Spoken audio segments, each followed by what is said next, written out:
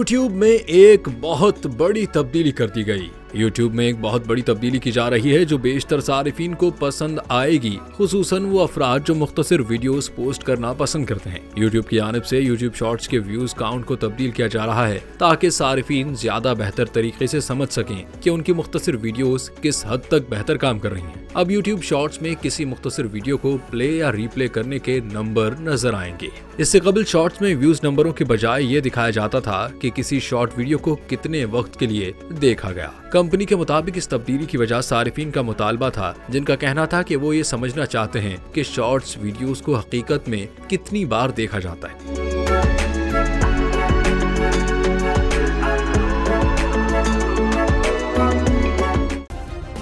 Subscribe करें और bell दबाएं ताकि कोई खबर रह न जाए।